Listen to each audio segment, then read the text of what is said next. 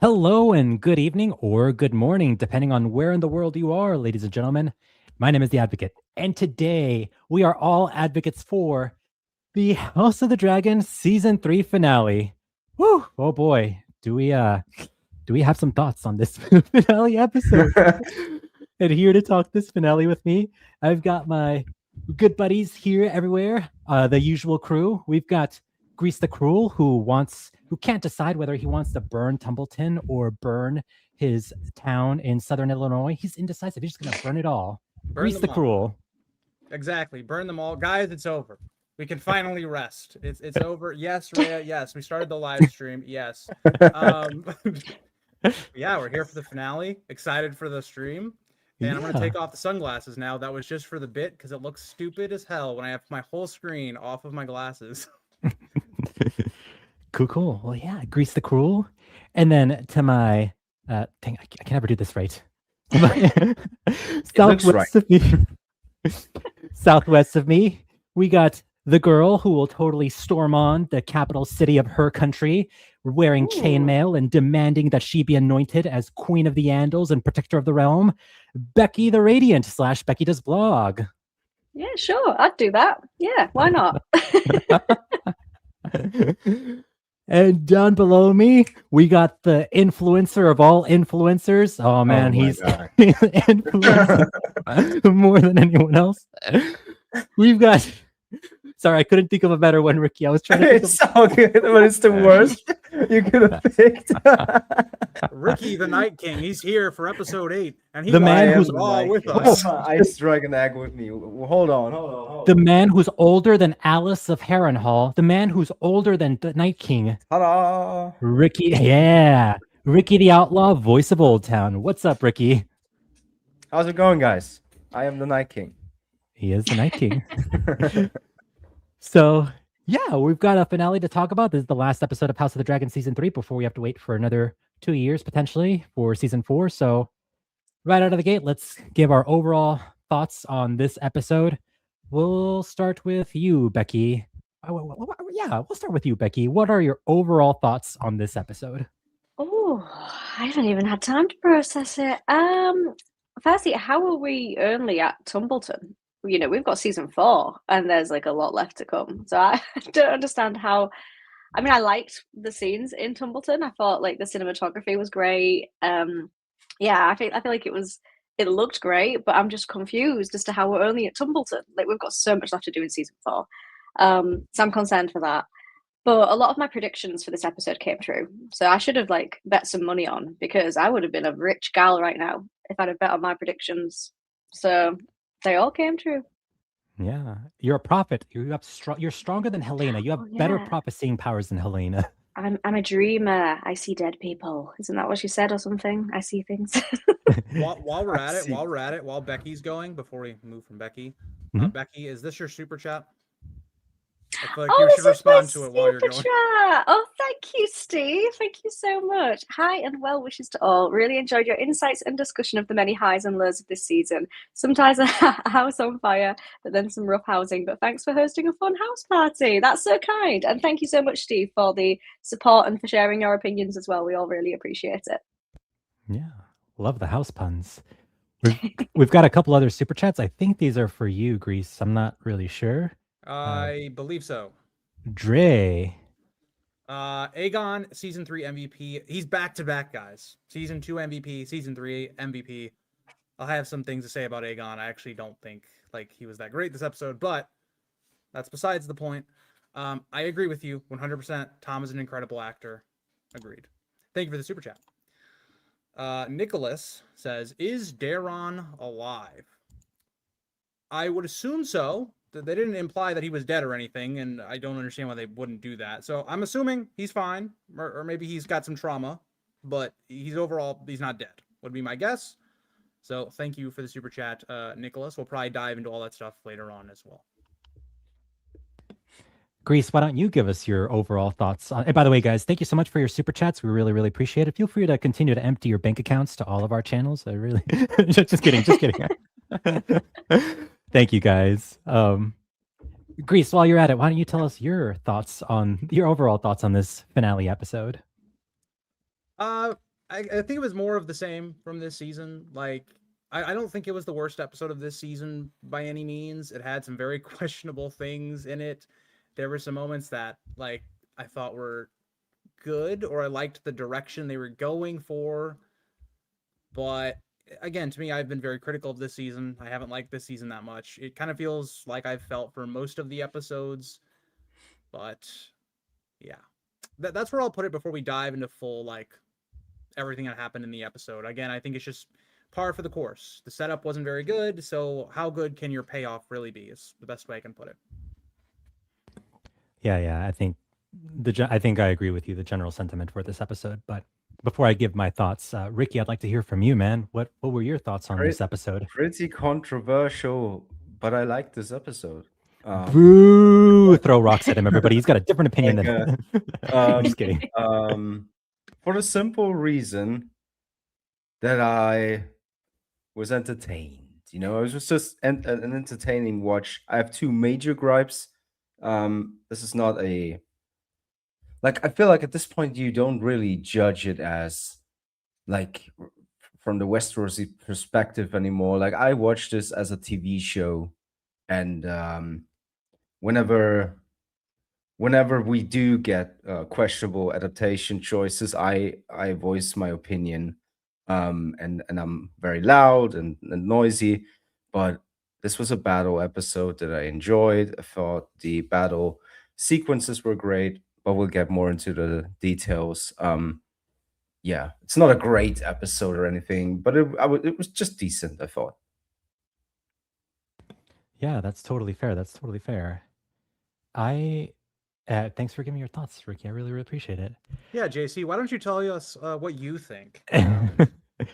Actually, I think I like Ricky. I've had a decent time for the most part. Personally, for me, battle episodes just don't really.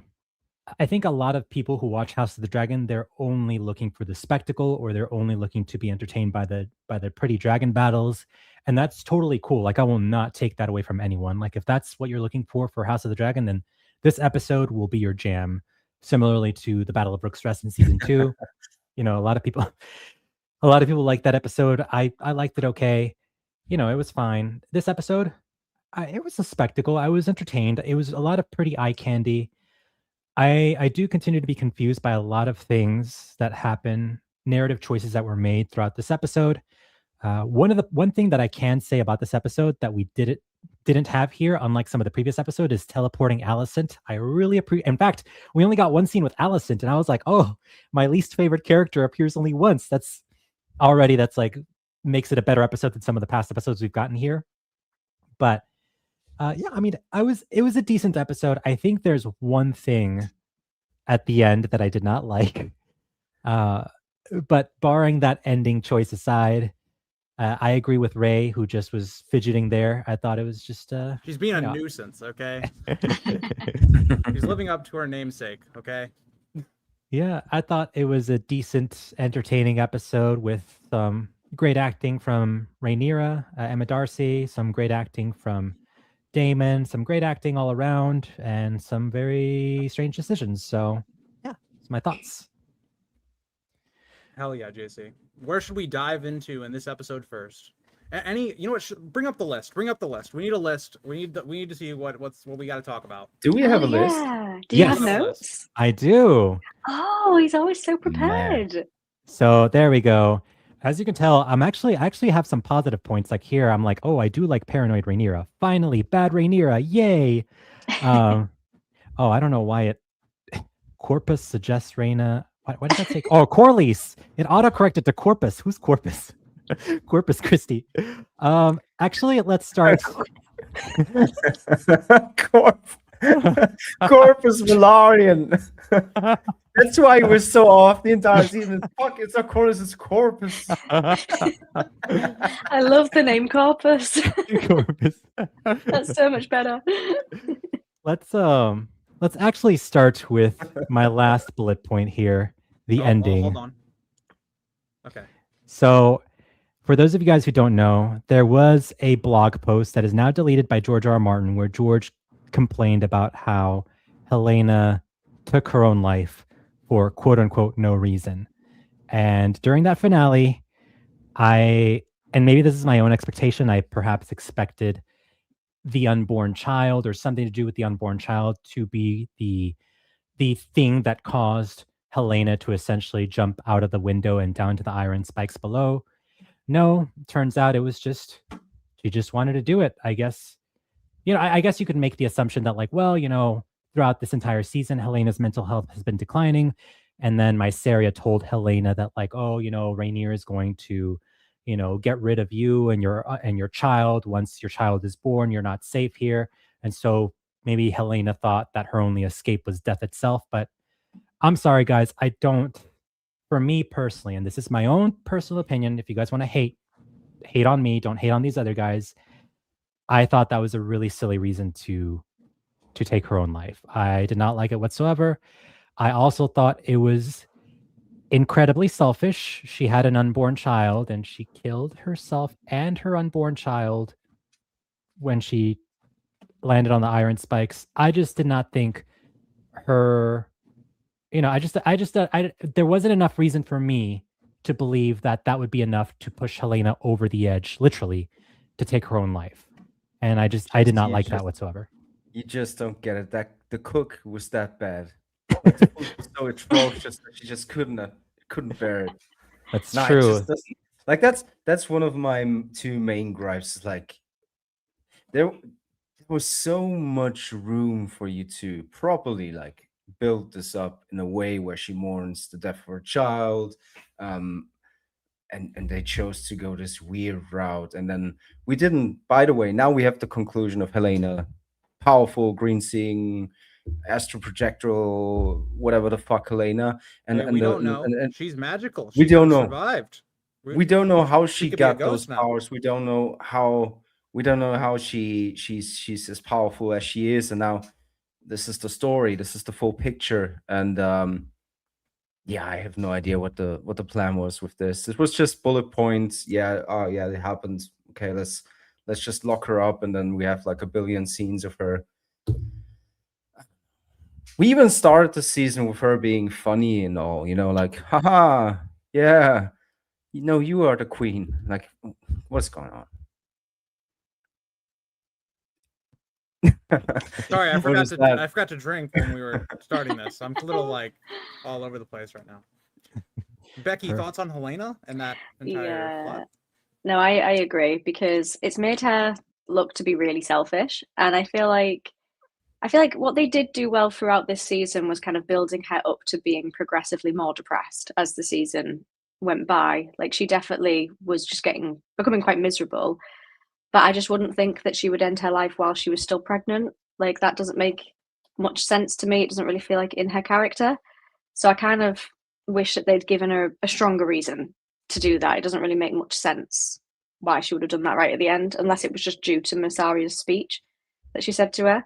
But then that don't feel like enough of a reason for me to like want to jump out of a window when pregnant. It just, I don't know.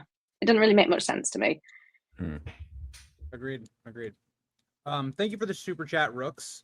Alan murdering the High Septon made no sense. Isn't he Faith of the Seven? Why would he murder his religious leader in service to foreign Valyrian gods? So, I feel like I want to save this for later because I do also have problems with Alan in this episode. But, Alan, that's a tough one because we don't have his background. Because theoretically the Velaryons are obviously from Valyria, but he didn't grow up as a Velaryon, so I'm assuming would have grown up with the Faith of the Seven, or maybe no religion. I don't know. I think it's more the fact that like Alan, it feels like he was this character that just out of nowhere he's just blindly loyal to Rhaenyra. And I brought this up earlier in one of the past streams. I don't really understand how we've gotten to this point where Alan has not been shown to be this person. So thank you for the super chat. But I would say, like, yeah, I have issues with him that we'll probably talk about later on. I'll give my own thoughts on the Helena thing. I just think it felt very like, oh, Helena dies in the book, so she has to die in the show. There's no build up. Yeah, like to a bullet There's point. Nothing. Yeah. It does not make sense in the show. They don't build up to it at all. They just go, oh, here's this character, and now she's gonna kill herself. Like, and it's so just weird because this character had a lot they could have done with her this season. And even the whole other thing I don't understand with this episode is, in the last episode, Rhaenyra goes, "Oh, you also cannot go outside of this room. You can't go out to the garden or wherever they are." The first scene that they show of her, she has the freedom of the castle to some degree. She gets an hour. Like, I don't understand what has changed so drastically that now Helena is just shut down. She can't eat food. Like, after promising her mother she would do that, like, literally 2 episodes ago. Like, what dramatically changed that now she's like, "Oh, I'm going to kill myself now." And it feels like they threw in the whole, "Oh, we're going to force you to eat" thing just to try and, like, give a reason. But the whole build up to that makes no sense. So, yeah, I don't know. I think George was right. Then they threw in the little butterfly thing at the end with Allison, which was hilarious because it's like, you proved the man right. I have no idea why you even put this in here. So, yeah. I was not a fan of Helena and everything they've done with her this season. It feels like wasted potential, and that's my whole spiel. We got a couple other super chats here. I think these are all to you, Eric. You want to, if you want. Let me. Danny. Hi, Danny. Helena knew Aegon will be king again, and knew Aemond will die. So obviously, Rhaenyra will die too. So why not just wait out until? Don't think about it. Don't think about it. That's the other thing. She seems to care about her child. She didn't want to use the moon tea, but then she kills herself. Like, which one is it? Do you want your child or do you not want your child? Like, Helena, yeah, Danny, Helena doesn't make any sense. But thank you for the super chat. Raymond says, "Is this the most divisive season in Game of Thrones history? It seems the A Song of Fire fan base is perfectly divided in 2 on this season." I'd ask Ricky on that because I wasn't as much on the internet community and stuff for Game of Thrones. So, Ricky, feel free to answer this one. Thank you for the super chat, Raymond. I thought we were pretty much in unison back in the day after season 5 that, you know, Game of Thrones was just not what it used to be. I'm dancing around because I know Becky hasn't seen the whole thing. As the seasons progressed, and especially when Preston Jacobs made his Game of Thrones season 5 watch videos, I think we were all in unison about it. And yeah, it's much more divided with House of the Dragon. There's much. It's like he said, it's perfectly in the middle. There are, like, let's say it's 50-50. Yeah, I would probably agree with you. I don't know that, like, I could argue season 6 because people still to this day love season 6, and there are obviously other people that hate season 6. I'm one of those people, but I would say probably this is the most divisive. I don't know if you guys agree with that from the knowledge you have of the other seasons. Anything you would add to that? Maybe. I feel like. Sorry. Yeah, sorry, go ahead. I think like season 2 probably was more a 50-50 split. I think what I've seen from this season, season 3, it seems to be. Well, I mean, obviously there's nuance. There's all. We have more opinions across the board as opposed to people who completely love something or completely hate something. People on the internet forget there's nuance. I think there's been more nuance this season, whereas last season it was more divisive in a way where you had more polarized, complete positive or complete negativity in that season. Ooh, JC, I'll disagree with you on that one. Really? This season, I've had far more people agree with me than, like, us 3 got flamed last season for our takes on episode 7. We were in the stark minority. Okay. So I don't know, maybe after episode 8 I can definitely see that, but at least before episode 8, we were in terms of criticizing like episode 7 and then some of the stuff with 5 and 6, like we were very much in my minority. Gotcha. Becky, thoughts on that? I know you didn't watch the seasons as they came out besides like House of the Dragon and Night of the Seven Kingdoms, but yeah, see, I find it really hard to know what people's general opinion is because everybody just likes to disagree with me in general on whatever I say on my videos for this season. So I don't know.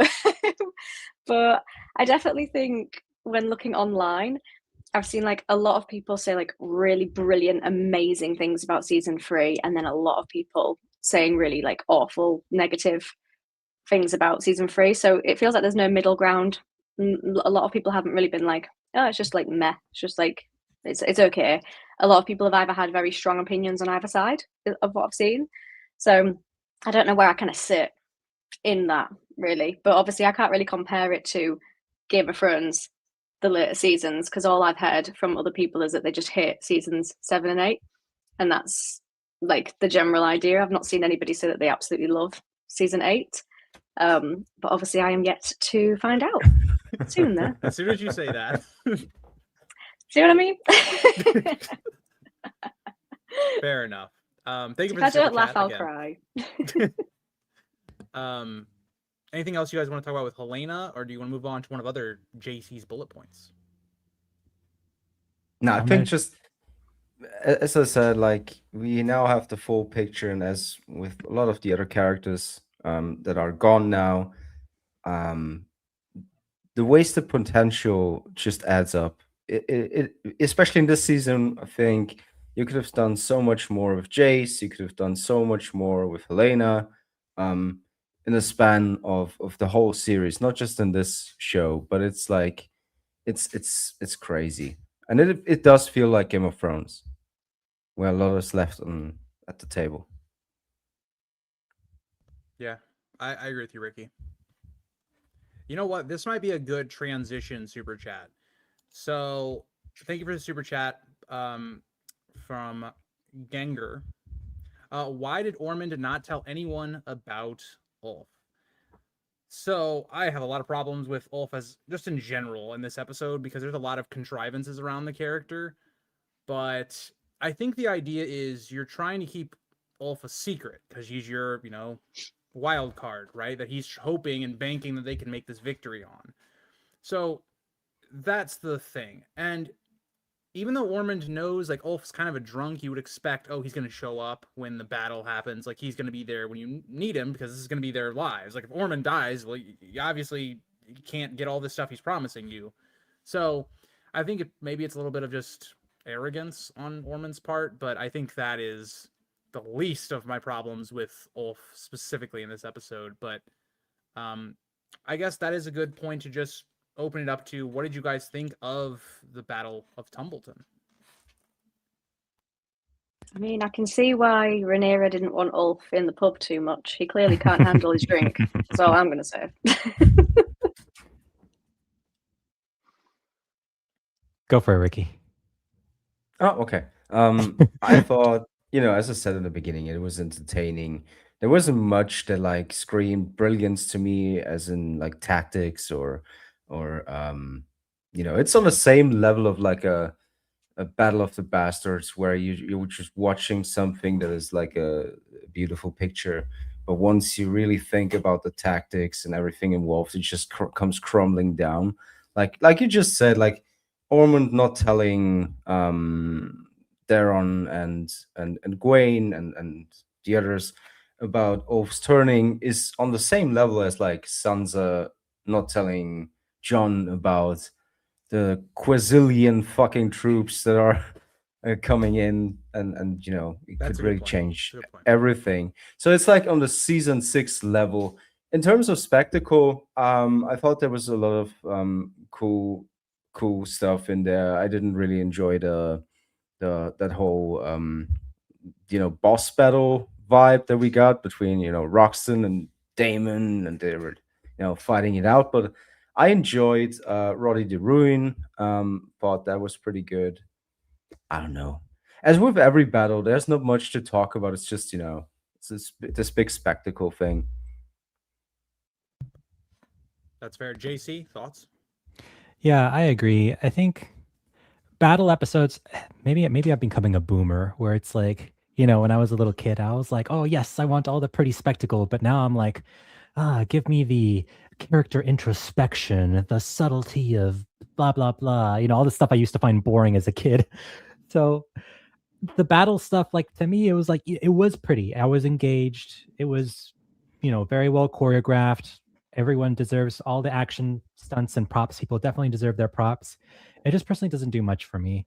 I would much rather watch and I know this might be a personal preference, but I would much rather watch like a conversation between two people dripping with, I don't know, character, as opposed to just dragons battling and stuff like that. Sorry, Becky, I know you love dragons battling.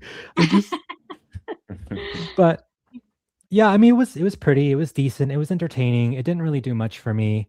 I I couldn't help though being a little bit confused, particularly with regards to Ulf, because I didn't really know what they were doing with Ulf this episode. I know because throughout the whole season they had been building up that like, oh, okay, there's slow dissension happening between Ulf and Rhaenyra. Like Rhaenyra won't let Ulf go to the pub.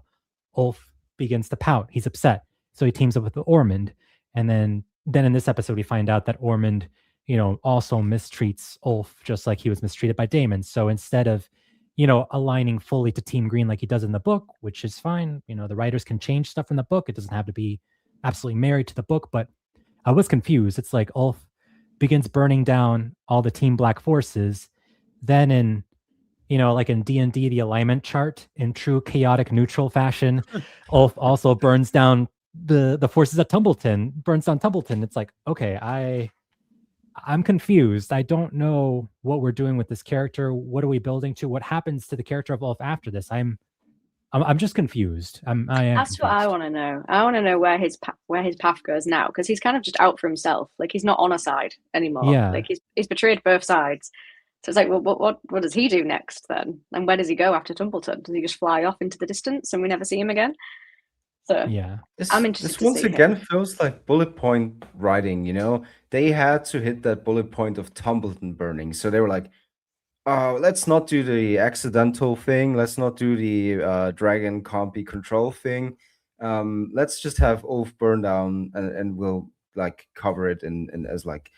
Crimes of war, and everything in war is like messy and stuff. So it is all bullet points that they try to reach, and then if they don't like properly do the adaptation part, it's always questionable. And then they're sitting there and they're like, well, we are so faithful. Well, if you just write that down on the text, like Silver Wing burns down Tumbleton. All right, okay, well, chaos of war. But the way it was portrayed was him like deliberately flying into town and nuking it. As kind of, let us unleash Grease the Cruel, because I see it's coming. he's holding It's up. coming. All right, let me do the super chat first, because I will defend the show for this element. So you Rooks, thank you for the super chat. Also, thank you for the jewels. I don't know what those do. I saw somebody else. I don't know what those do, but thank you. I appreciate that. Ulf's motivations was to get a lordship. He left Rhaenyra because she wouldn't give him one, so then why would he burn Ormond? He just lost his castle. I don't think it was all that, though. Like, that was part of it, but the other part of it is Ulf has constantly been mistreated by both Daemon and Rhaenyra. So obviously when you have Ormond and he's like treating you like you're an actual person and he's promising you a lordship, it's a bit different. And so when you then also see that, Ormond was playing Ulf the whole time as well, he's using him as a pawn. And so you see that Ormond lashes out on Ulf during the battle. Obviously, Ulf's going to go, well, both of these people are playing me. Neither one gives a shit about me. So I think it's more of that realization. I'll defend the show on that point. That was my interpretation of it. But that's where that ends. I just want to ask you guys. Before I even get into Tumbleton, what was the point of Daeron in the entire season? Nothing. What was the point? Literally He does zilch. nothing in the climax of this battle. Does nothing. He doesn't overcome Ormond. He has no character arc at all. Like, yeah, I was expecting something to happen. true. Like it would. They were building up to dissension between Daeron and Ormond Hightower, and they didn't really go that route. It's just Daeron just kind of. Does he escape? I don't even know what he does there at the end. He just his character just fizzles out there. He's staring. he has no conclusion at all. None. He's staring. Like, they even like took, Daeron needs to get knighted, and they were like, you would think Ormond's like, let's make this a political thing. Daeron's gonna be one of the youngest knights ever. Nah, they just do it for no reason. It's just there because it's in the book, I guess. I have no idea. Daeron doesn't use his dragon.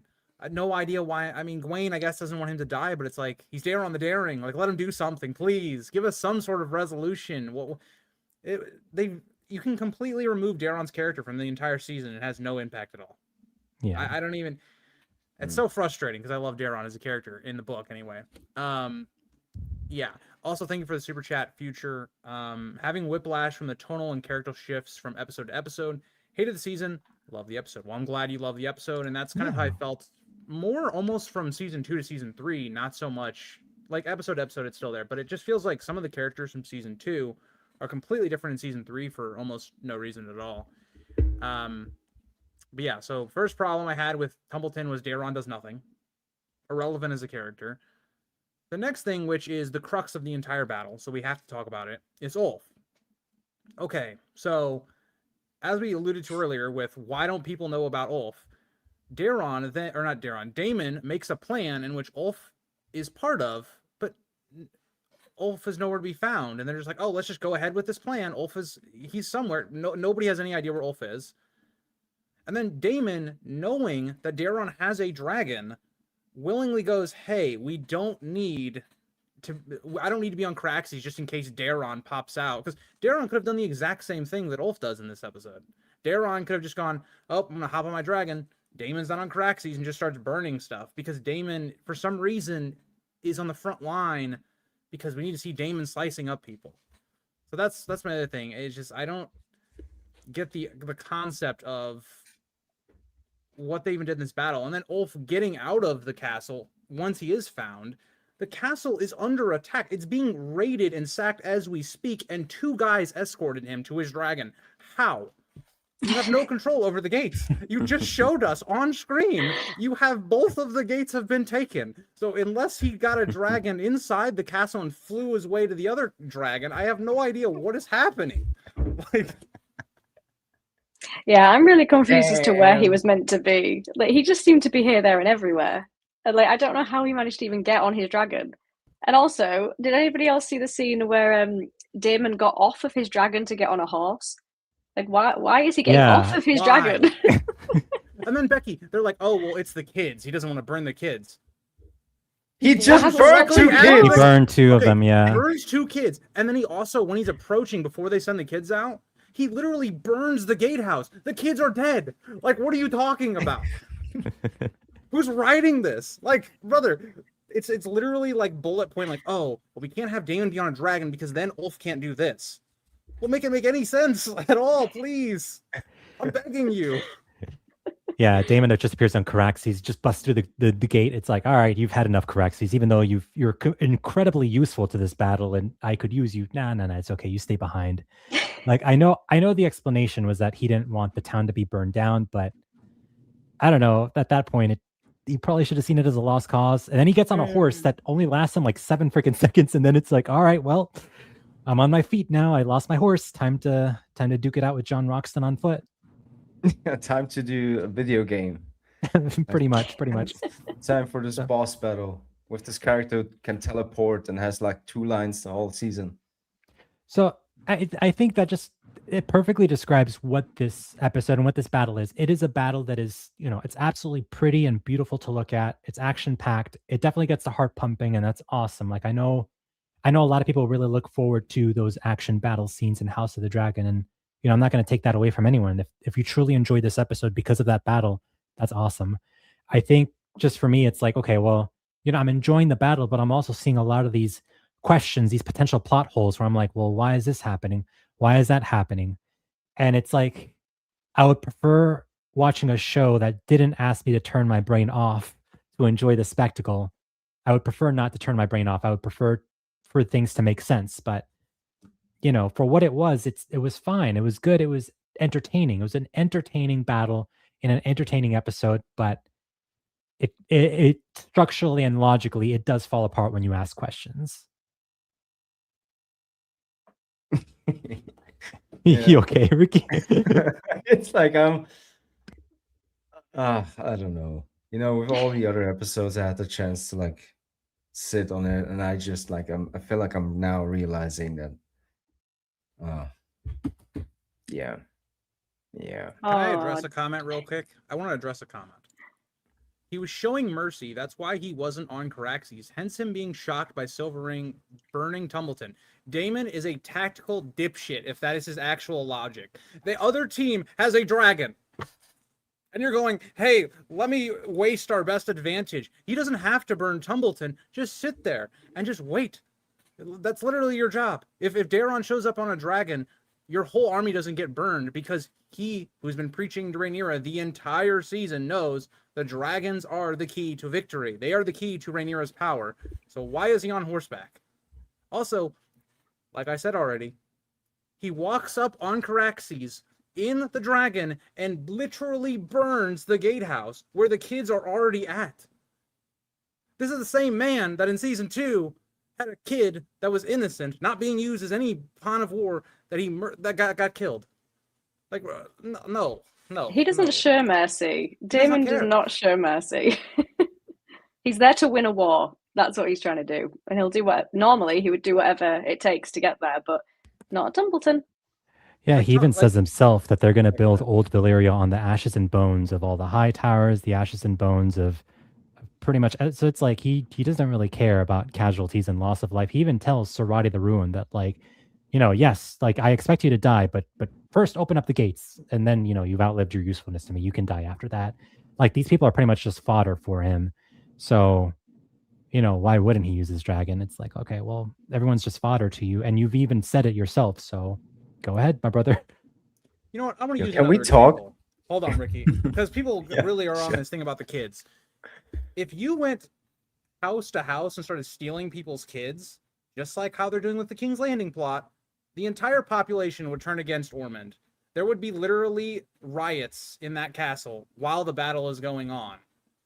So, like, could you imagine? Let's just go battle the Blackwater. Let's say Tyrion just starts lining up kids on the wall. You think the Gold Cloaks are going to fight? You think, like, it doesn't just apply of, the kids, they just Ormond and nobody, like, even bothers to, like, I don't know. It's very convenient where it's like, this applies, and it's like, Daemon's going to not attack, but then the people are just like, okay, I guess, whatever. You're literally taking people's most valuable things, their children, and they're just like, okay, yeah, use them as sacrificial lambs. It's fine.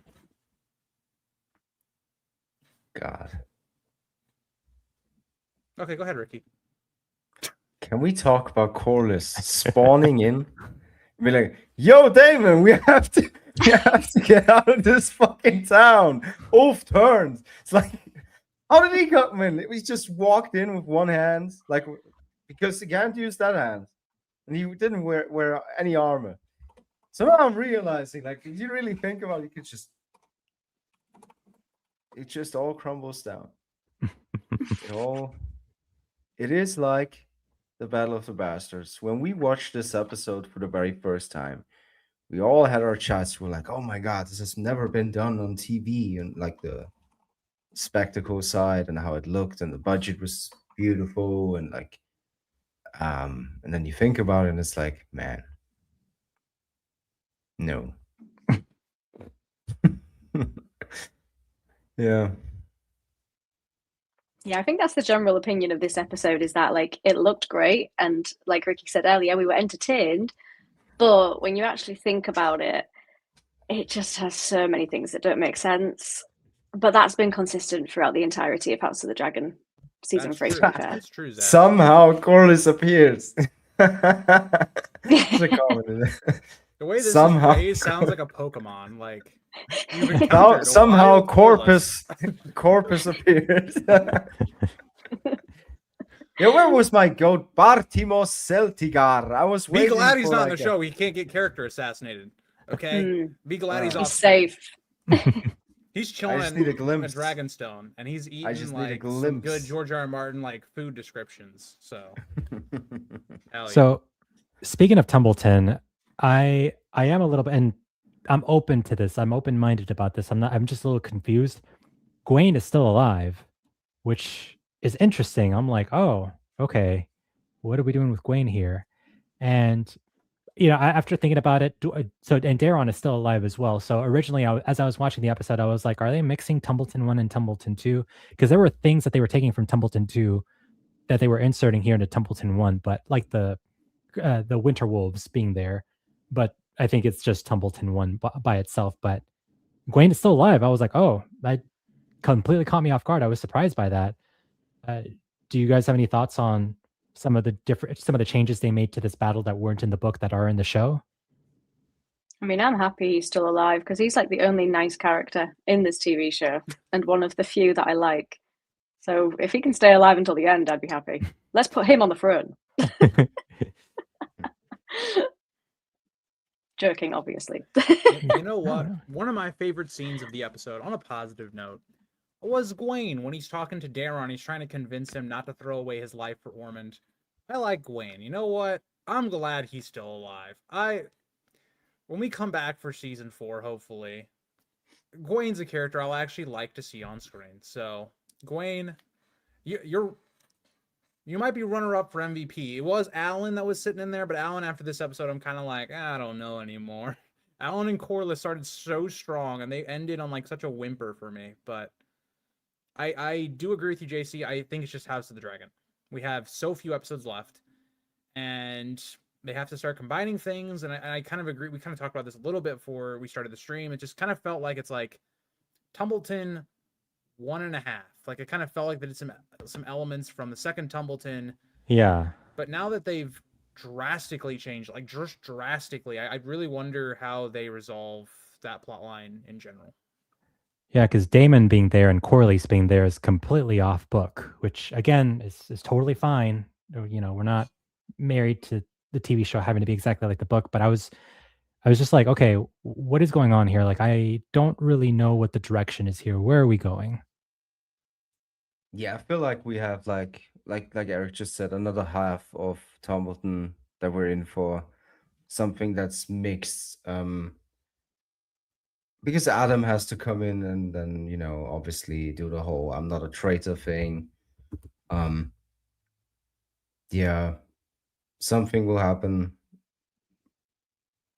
Yeah. where we're probably gonna get the Tumbleton 2, but it's not gonna be this grand thing because with eight episodes left, there's no way that we're gonna do like a full-blown second battle at Tumbleton, right? I don't know. Who knows I with mean, this show? I don't predict things with this show anymore. yeah. Every time they've- I do that, it just something else happens, and I go, okay. Yeah, we What just spent another 7 episodes setting up another Tumbleton, and then the 8th episode is just a montage of everything that happens in the end. Yeah, 100%. Yeah. Another thing I want to talk about was Jeez. the end of Tumbleton, I guess. So I was very confused by this because you see like Ulf just kind of rides off, but then you also see Caraxes is following Ulf, but then you also see, I'm assuming Vermithor following that dragon. Yeah, Hughes Dragon. I'm just sitting here like, I guess Ulf and wouldn't Damon are Daemon friends just again. Kill Ulf? Like already there's hostilities. Now Ulf has gone rogue and just murdered his army and all the horrors he just saw.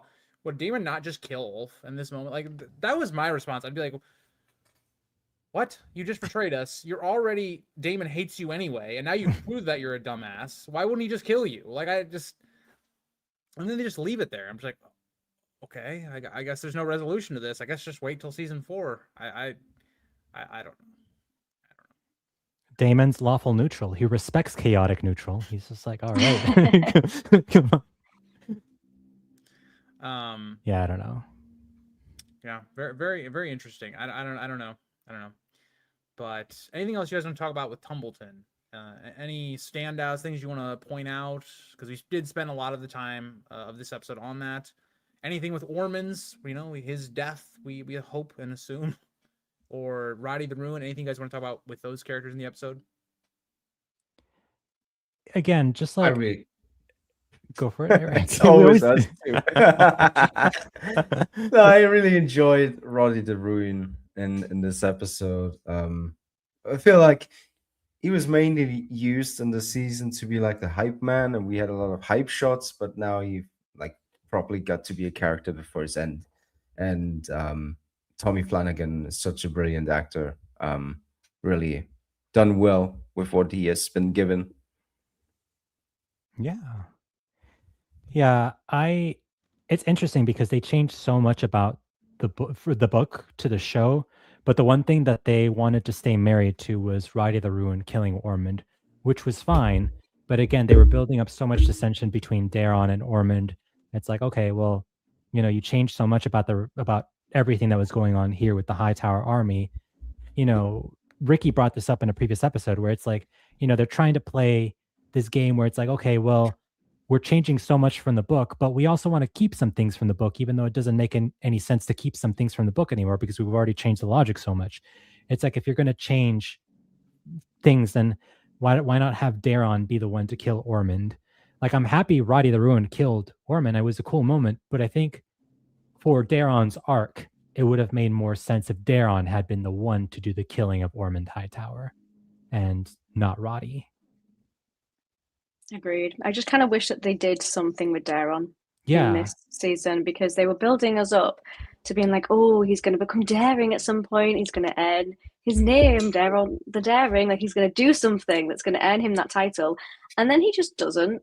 It's like he tries to, and then he backs out. Like, he backs down, because like he spoke up to Ormond in a previous episode, and then that went nowhere. And then he was about to go on to Sarion, and then that went nowhere. So it's like he's about to do stuff, and then he just doesn't. So it's like I kind of wish that they just did something else with him. I feel like a season finale could have been the perfect opportunity for him to like really be daring and actually do something, and he just didn't. So fair enough, but I just feel like it was a bit of a wasted character for him in season 3. I feel like they could have done a lot more with him, and it was just a bit of wasted potential. Here's what I don't understand. So they obviously do the book ending for Ormond with Roddy the Ruin. What I don't really get is, okay, we're going to keep that accurate to the book, but like then Daron's entire character, they have gone off the rails. But even in that sense, we even joked about it. Like Ricky said, oh, we're going for the cliche ending where Daron's going to, overtake Ormond. And now with the absence of that, because you gave it to Roddy the Ruin, which in my opinion, like, I don't really care about Roddy the Ruin outside of I know he's in the book. Like, he's not a character. And then in the last episode, they try to give him some, but he's just this random Viking guy as I view him. And he's just attacking the castle. Like, I have no investment in this character at all outside of I know who the character is. Most fans of this that have not read the book, they think this guy is a Stark. That tells you all you need to know. He's not a developed character at all. So why keep in this sense accurate to the book when Daron, you were setting him up to do something? There needed to be something. And even Ormond, if he dies because it is something that Daron rebelled against him, whether it's screwing up his plan or something, it would have at least somewhat like completed those arcs for those characters. And now it's like, okay, we introduced Daron as this character that is kind of being abused by Ormond. He's being manipulated, and Daron didn't overcome that. He was just a nothing burger of a character. He's the puppet king guy that does nothing. He doesn't overcome anything. He's just there. And so I just feel like this was such a wasted opportunity with, okay, they've made Ormond the main villain, and his death doesn't do anything really to progress any of the other storylines that are happening just to fit the book. It's like, I don't know. It feels so random when they choose to be faithful to the book and when they don't. And if most of the time, the moments they choose to be faithful, it's just like a moment I don't really care about because you haven't established any of these characters. It's almost like Kristen Cole's death is like, I don't know any of these characters in the show. If I'd only watched the show, I have no idea who any of these people are. And he just dies, and we're supposed to like clap or laugh or whatever. That's where I'm at right now. It's so weird in terms of the adaptation choices at times. Yeah, fully agree. We have a super chat from Ash Kaler. I think it is to you, Grease. I'm not sure to who this is. I think it's to me. Oh, okay. Gotcha. Oh, brilliant. Yeah, thank you, Ash. So I defended House of the Dragon through season 2, but season 3 just came and went. Even after that finale, I'm left wondering what this season was trying to say. Big moments happened, but somehow it still felt hollow and weird. Do you know what? I completely agree with that 100%. Like, the big moments that happened, like, looked great. Like, again, we've talked about cinematography. The scenes look amazing, but it's just fallen a bit flat overall as a season. So yeah, I completely agree with that. Thanks so much, Ash. Yeah. And then we've got another member for 1 month from Danny. I think this is to you, Grease. Danny, thank you for becoming a member. But yeah, I agree. Daron was the character I was most looking forward to in this season because obviously he hadn't been in the show previously, and they did nothing with the character. They changed the source material for no reason. All the people that were defending the changes, you pretty much look like a fool now. So there is this little book written by a certain author, George And the R. R. Macers. who's also made better show episodes than you. So maybe just look at that book for a couple seconds and realize when you completely destroy plot lines, you actually have to improve them in some way instead of just, oh, Daron exists. Fans, you should applaud now. All right, that's my spiel. I like the nominator that they used, the honorific Daron the Dormant. I was like, yeah, Daron the Dormant, pretty much. Cool. Shall we move on, guys? Perfect. I actually want to veer a little bit positively here. Oh, kind of. I Ooh. actually did like the character of Rhaenyra throughout most of this episode. I thought she really finally came into her own here. I thought, obviously the whole Queen of Bastards, Rhaenyra the Cruel thing. I do think we could have gotten a little bit more of this, perhaps a little bit earlier in the season. That would have been my preference, but I definitely like that we're now seeping into this Rhaenyra the Cruel stuff. I am a little bit surprised, and again, this is not a bad thing. The differences from the book are okay. That the impetus for her coming into this cruelty, or this start of her cruelty, was the resurrection of Sunfire, the reveal that Aegon is still alive. Without delving into spoilers, Aegon and Sunfire's resurrection is a complete surprise to Rhaenyra and to the reader until a later point in time in the story. So Rhaenyra in the book, anyway, at this point is not aware that Aegon is still alive. So that is the difference. But regardless, I still really liked Rhaenyra's kind of, darker turn. Despite how corny and cheesy it was, I did like her forcing the the food into Helena's mouth. I did. Yeah, I thought Emma Darcy did a fantastic job. Obviously, she looked like a complete badass wearing that chainmail. The the only thing I did have a question on, and if you guys could fill me in on this, maybe I wasn't paying close enough attention, was where did the whole Rhaenyra firing Mysaria thing come from? That seemed a complete 180 from her sleeping with her in the previous episode to now all of a sudden being like, all right, yeah, she's fired, get her off to Pentos. Was there something that happened there in between that got Rhaenyra upset and wanted Mysaria out of King's Landing? I viewed sorry. what happened in the last episode not as romance, but just pure lust and something that she can she can be, using Miss Arya, and then when she's not, like Baylor says, when she doesn't need people, she just subjects them, just like, I don't give a fuck about you. And then what Damon promised her made her realize, I'm not defending this, by the way, but I guess if you were to maybe Ricky, sex this was is that what bad. happened. Don't worry. I think that's Oh, right. Sex was bad. That's why Mizari had to leave. Hey, The food it was bad. Rhaenyra's That's first why. lesbian experience, so you never know. Maybe she was just like, "This is not for And- me. We gotta end this really quick or something." I don't know. And they were wearing clothes. They were fully clothed. Oh, But can I at answer the- super chat real quick, guys? yeah, go for it. I think this is fine. I didn't actually check though. Said Ray says, I think Daron's role was to have a sympathetic character, Tumbleton, for people to get invested in, to feel conflicted over. My issue is the character doesn't do anything though. Like, I don't sympathize with the character that there's no reason to care about. All the character represents as of right now, without season 4, is kind of the same thing they did with Sansa in season 5 for Ramsay. Is Ramsay is evil, guys. See, can't you guys tell? Because, the wedding stuff, it's the same thing. It's like, oh, Daron, he was forced to murder a guy. Don't you guys see how evil Ormond is? That's what it is the entire season. He has no arc. He has no, there's no payoff to his arc overall. So that's my thoughts on that. But yeah, guys, continue. Yeah, sorry for interrupting you, Ricky. You were saying about how what's Rhaenyra. I don't want to. I don't want to apologize for the show, because there's no valid reason why that just came out of nowhere. It's bullet point writing. They need Misaria in the crowds so she can then be in the crowd when other stuff happens. So they're like, let's leave her and just take her to the city, because we need her in the city for specific events down the line. But it's like this whole thing about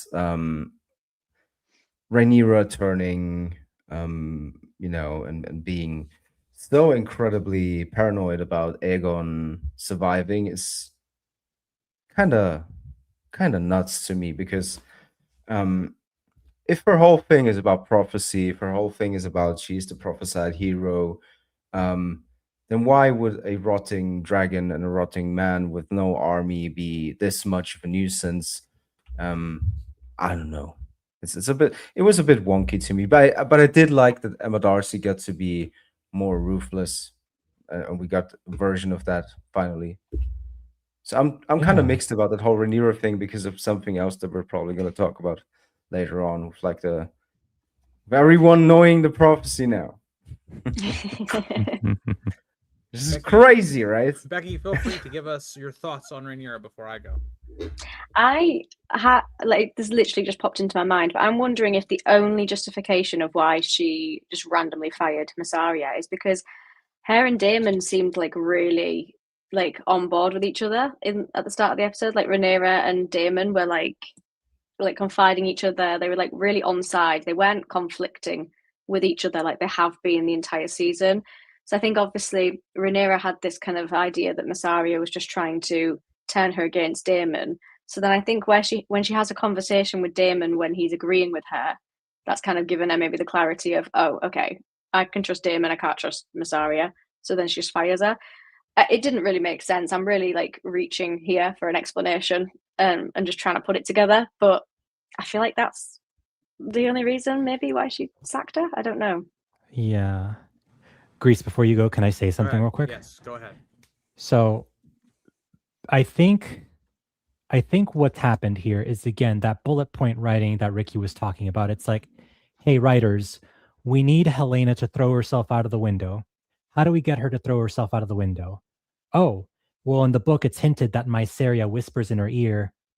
Completely different set of events, but in the book, Maelor gets killed. Basically, her unborn child is already born. It's a little boy, gets killed and ripped apart, and that's what at Bitterbridge. And Mysaria kind of whispers this pretty menacingly in Helena's ear, like, "Oh, look, your little child got ripped apart, ha ha ha!" And it completely haunts Helena, and Helena then jumps out of the window. But so they wanted to keep the Mysaria talking to Helena, but they can bullet point, but they completely changed the context around. They're like, "Hey, we need Helena to throw herself out of the window." In the book, Mysaria whispers to Helena, and that's what causes Helena to jump out of the window.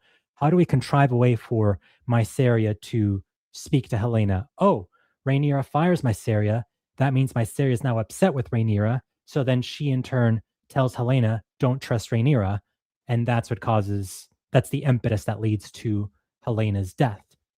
And so again, I think it's them, they changed so much about the story, but they're still married to some of these bullet points from the book that they refuse to change if they've changed everything else, that they're like, okay, well, we want to keep these bullet points. So let's contrive a way for this to happen, even though it's a little wonky in how it happens. Yeah, I think that's fair. First of all, I'm going to address a comment. When were the books mentioned in all of that? So use your brain. All I got to say. Also, yeah, like I love Rhaenyra as a character in Fire and Blood, obviously. So I was really excited to see what they did. I've been wanting this Rhaenyra for 2 seasons now. And like Ricky mentioned, I just think it's so crazy that the thing that makes this, Rhaenyra is cruel now, all of a sudden, is Aegon is alive with Sunfire. You already knew Aegon was basically alive. You didn't know that Sunfire was still alive, fair play, but like, this had more of an emotional impact on you than Jace's death? Like, what? I don't understand. And this is something that wants Rhaenyra the Cruel. I'm sitting here going, okay, if I forget like how we got here, I'm like, oh yeah, dude, I like seeing Rhaenyra being a little bit more, I've got a spine. Let's kill all these people. Who cares? Like, but it's just how we've gotten here is so crazy. You've had chance after chance after chance, and the thing that tips her over is this. Like, me and Becky have talked about this, I feel like, on like almost every stream she's been in. Like, I just don't. Why is that the foundation of everything that happened in this episode? And like, I like Emma Darcy's acting. I like some of the stuff that they did in this episode. But like, as you guys alluded to, like the speech, I think was just horrible? Like, what are we doing? You're trying to convince these people you should be queen, and you start going off and rambling about a prophecy that none of these people have any idea about. And it's supposed to be a secret family prophecy type thing. I don't know. And then Joffrey shows up, and we just give him you haven't talked to him all season, and you're just like, oh, here, bam, here's Aegon's dream. That's our only conversation that also gets cut off. Like, Eric, just take the McDonald's. You wanted McDonald's. You spent the whole season crying about Rhaenyra not but I being. want it to be set up properly. It's just like, you can't just go, oh, here it is, guys. You asked for it here. It's like Daeron in this season. It's like, I wanted Daeron in season 2, and they just threw him in there, and he did nothing all season long. Like, you're not going to win me by just throwing book thing in there and going, oh, guys, it's the book. It's the book, guys. Please like our show.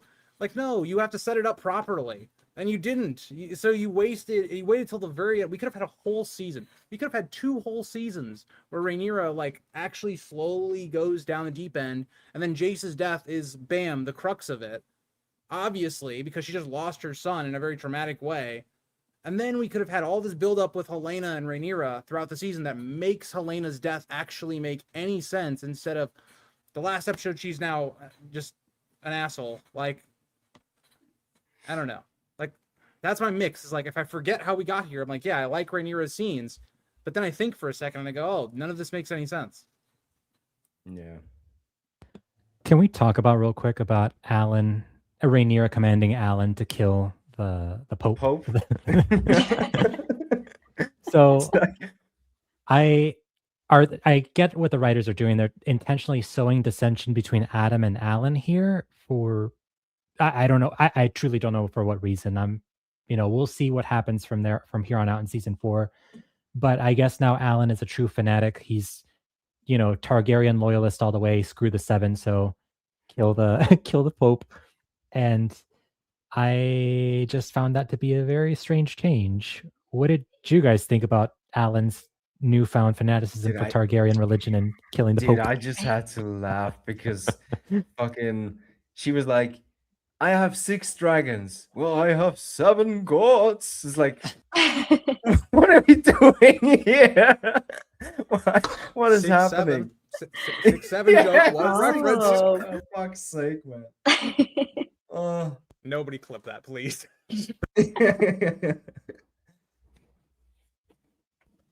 Sorry, Becky. Go ahead. I think it's annoying because it seems like that where you're not meant to laugh, but I always do. So it's like it's not funny. It's not like for comedic effect, but they just make it so cringy that you can't help but laugh. So I loved the scene, but for the wrong reasons, because I just found it funny. Dude, the comment of Hustle Bones right here. Oh, damn, you're right. 7 is more than 6. Brilliant writing. It's like, I just know that while writing this, they felt like, hell yeah. That's perfect because Rhaenyra actually has 6 dragons. And the Faith has 7 stars. It's the 7-pointed star. So he can have this brilliant dialogue.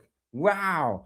Fantastic. And then Alan's just an NPC soldier who just follows orders. Doesn't think about anything. She's like, yeah, fuck it. The Valyrian gods or you're more than that. And then completely ignoring the fact that, doesn't Alan follow the 7?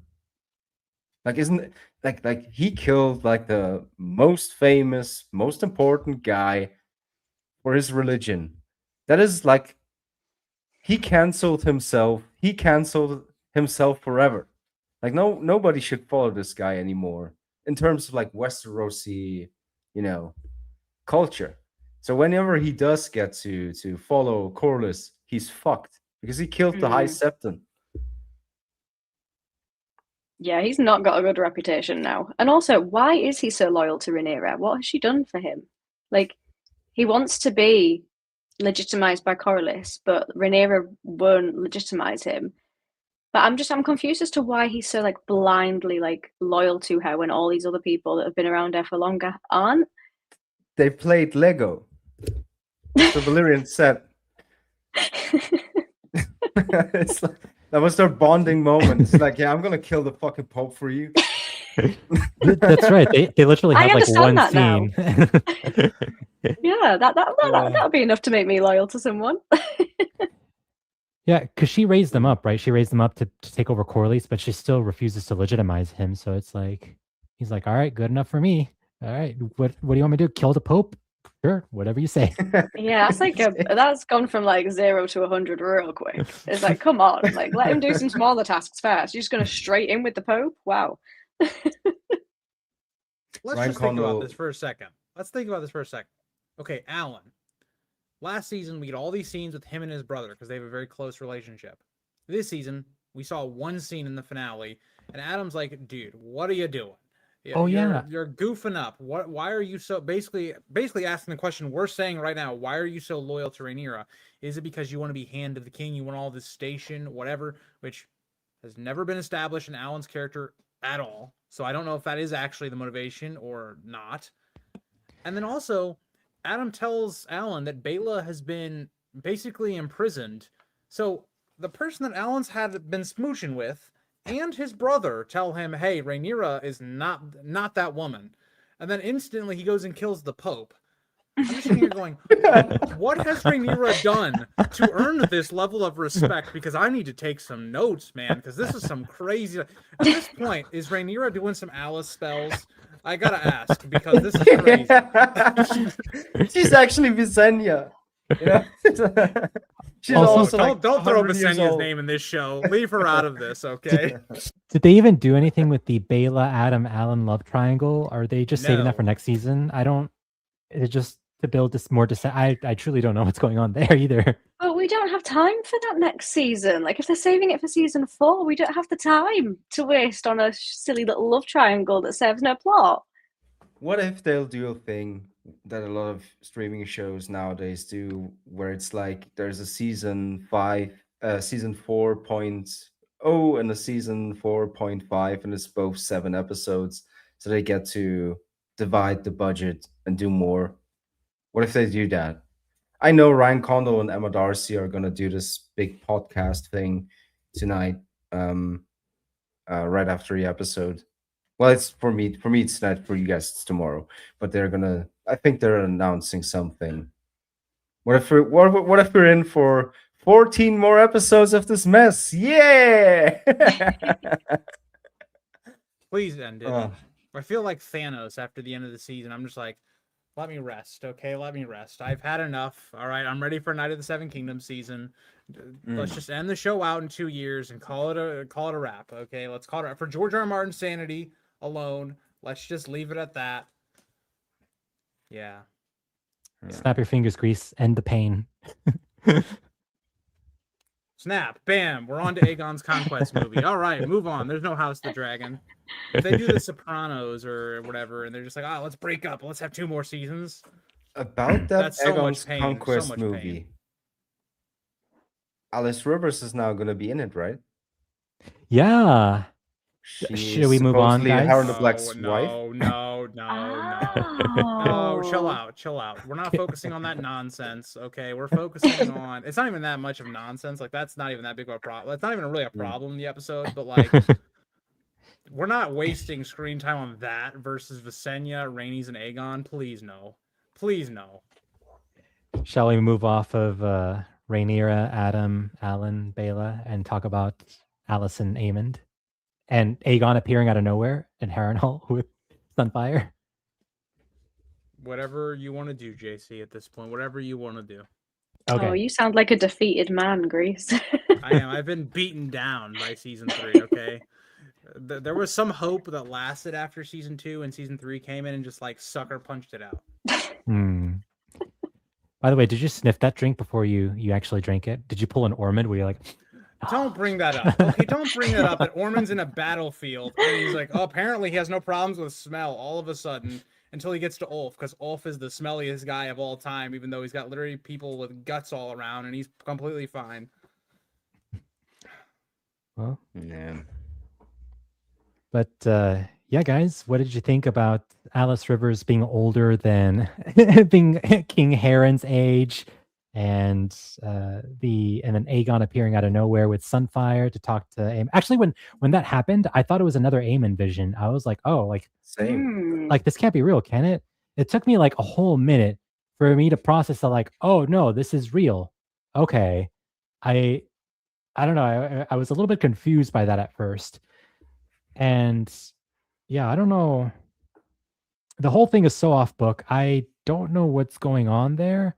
I guess Aegon and Aemond are now going to team up and take it to Rhaenyra, and that's going to be the main crux of season 4. But then I don't know how that plays into, if they're still married to the bullet point about, being vague here, the Battle of the God's Eye. I don't know how that's going to play into the Battle of the God's Eye. So I'm confused about all these changes. What do you guys think? Any thoughts? Any Becky or Ricky? Thank go you, ahead. guys. Well, I like Aegon, and I don't know. Well, now it's the big screen. Hi, guys. I really enjoyed Aegon this season. He was my saving grace, and I don't really know what to think about this scene yet, because I think it's a dangerous, thing, and it leaves opportunity for them to once again. Do we need a whole subplot of them finding Vega? Do we need more scenes of Aegon at Harrenhal? What is the goal with Sheep Stealer and as you mentioned, the Battle above the God's Eye? There's so many implications. I don't know what to make of it yet. Yeah. Yeah, Sheep Stealer didn't even appear in this episode. Rhaena was completely absent in this episode too. I was like, oh. Well, thank God. Yeah, Alicent that's why was I gone. enjoyed it. Zarya was barely in the episode. It was a great time, even though the other things still sucked. But at least we didn't have those characters. She can fly straight to hell, is what you're saying. Don't get me started. Becky, do you have any thoughts on the brotherly reunion at Harrenhal? So, firstly, I really miss Vhagar. I was hoping we would Yeah. just see Vhagar. Like, what is Vhagar doing? Vhagar's just been off doing Vhagar things this entire season. I want to see Vhagar again. And secondly, there was obviously the scene itself was, like so, but I think the actor for Aegon has like been incredible in this season, and it was the way he delivered it to him, and like, I'm alive, like, surprise. It was like the way he delivered it. I just thought he's great. Like, I just really, really like Aegon's character in season 3. And I think he's just acting so insane at the moment. Like, he's cackling at random things all the time, and he's just like talking like he's very insane. And I just love it. So I enjoyed the scene for those reasons, rather than thinking about the implications of it going forward.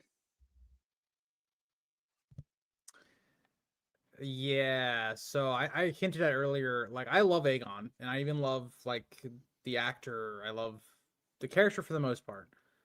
But like I mentioned in our last live stream, I said if there was no explanation to how the hell is Aegon alive or doing anything, I'd have a major problem with that plot point.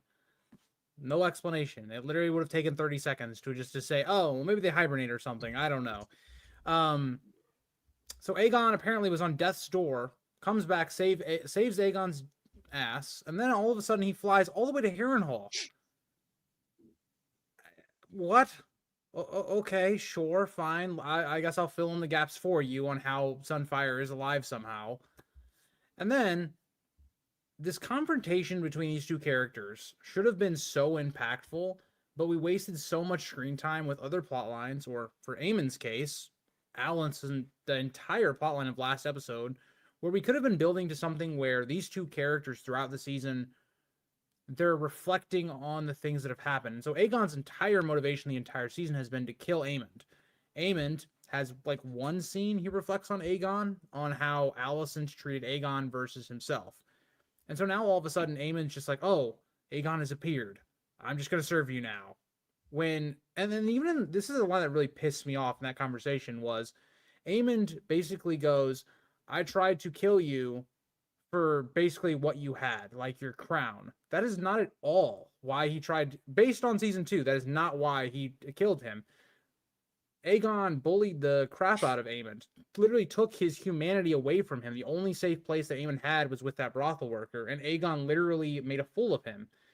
It wasn't just boiled down to Aemond wanted power. That is not, like, there was hints of that in season 1, but it was way more nuanced than that. And so Aemon just going, I guess I'll just serve you or whatever. And then there's no resolution to, oh, where's Vhagar been the entire season? I was just like, it felt like these two plot lines specifically should have had way more screen time, because this could have been a really great scene between two characters that had developed throughout the season.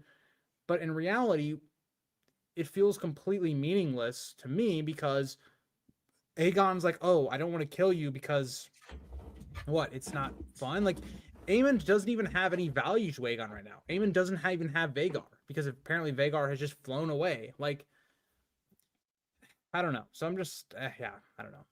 That's my thoughts on Aegon and Aemon. Yeah. I mean, I get to talk about the positive, like Tom Glencarney this entire season, really since season 2, for most of the show, he's been just absolutely on fire. Like, definitely props to him for bringing this character of Aegon to life. I was a little bit disappointed we didn't see Laris. I was thinking we were going to see like a Laris scene somewhere in there in the finale, but it was already like a pretty packed finale, so I imagine they couldn't fit him in seamlessly. But yeah, the character of Aegon, I am looking forward to seeing what he does. I was a little bit confused by this scene, but I'm looking forward to seeing what this character and how this actor brings this character to life for season 4. That's been one of the big positives for the season for sure. So do you think that they've cut the whole Aemon burns the Riverlands thing? Because this would have been the season, right? I think he already did that at the end of season 2. That was him burning the Riverlands plot line, like, already there. That's my assumption anyway. What do you guys think? Becky, any thoughts? I don't know. It just seemed like such a huge, it just seems like such a huge thing, you know, in the funny book that book. Funny book. You know. The funny book with This mushrooms, member. Mm. Yeah, that's the book, all right. I just don't know what to say. Like, we ended the last season as Aemon is the villain, and then we spent an entire season where he basically did nothing. Like, is that not just everybody who goes to Harrenhal? Because Daemon Yes. had that effect in season 2. It's like anytime somebody's plot is at Harrenhal, it's just very, very slow and doesn't really contribute a whole lot. And it just kind of changes the character a little bit. They just get very, like, creeped out and kooky when they're there, which is fair. It's a very haunted place. Yeah. Oh yeah, and they just have mommy issues as well when they're at Harrenhal, because that happened to Daemon as well. Aemond called her his betrothed. I was like, oh, okay. You're making it official, bro. Define the relationship. I respect it. Yeah. My thing with Aemon is it just feels like we should have done so much more with the character, but it feels like Harrenhal is the place where you go when you don't want to have any characterization all season long. Like, even episode just parked 7, him there. as much as I dislike what they did in episode 7, there could have been something with, oh, my mother just tried to kill me. Okay, how does that affect me, right? Like, psychologically, the one person I was trying to get the attention of, that, you know, whatever, because of the mommy issues, has literally no effect on this episode at all. So it's like, what was the point of it? It just, and this is the problem with the show, is like, even though the finale, like, I think this Aegon and Aemon scene had a potential to be really great, it's just they wasted so much time that these characters should have been developing towards this moment, that the scene doesn't hit the way it probably should for an audience. That's a good point, actually. That I didn't even think about it. That he basically showed no impact from his mum trying to kill him. Like, he was basically like unfazed, and he just kind of wakes up. Here's Alice's kind of, you know, backstory, and then Aegon appears, and it's like, well, have you even processed that you just almost got murdered by your mum? I felt like it just had no impact on him. He got over that very fast. I don't know if I'd be so quick to get over that. Like, let me interrupt before you go, JC. I feel like you were going to talk there, but just imagine the idea that, like, okay, Aemon goes, you know what? Screw Alicent. She tried to kill me. She's been using both me and Aegon this entire time. And maybe that's the motivation of why he goes with Aegon, because he realizes that, like, that their mother has been playing them this whole time, manipulating Aegon and whatever, forcing him into being a king when he maybe didn't even want that. And now whatever problems he had with his mother previous to being poisoned, like, that could have been a very big thing that bonded the two characters together. And we even see, I don't remember what episode it was, but where Aemond and Aegon are reflecting on how Allison treated both of them. That could have been a major thing. That could have been a payoff that they kind of set up, but they just didn't do any of that. It's so frustrating because like I can sit here and go, oh, I can see where you could have possibly done something that could have been amazing, but you chose to do nothing with it. So it's like, what's the point? Yeah. Yeah. Ricky, why do you look so mad? Well, have you seen the episode? Nah, it's just that's my default. Like ever since I was 12, people said that I had this look when I'm just concentrating. I look like this, and it comes across like I'm really angry, but I'm just a lot of eyebrows. Ricky's a method actor. He's acting right now for us. This is his acting face. Perfect. Cool. Yeah. I think that's pretty much, if I don't say so myself, I think that's pretty much all the bullet points I had with regards to. Nah, there's a huge one.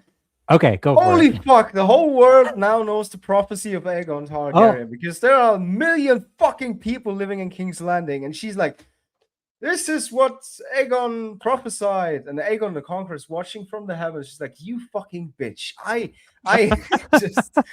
took care of this fucking prophecy for 100 years. If you even want to go that route, you know, because they made a whole fuss about, oh, this is what they pass on, and it's like."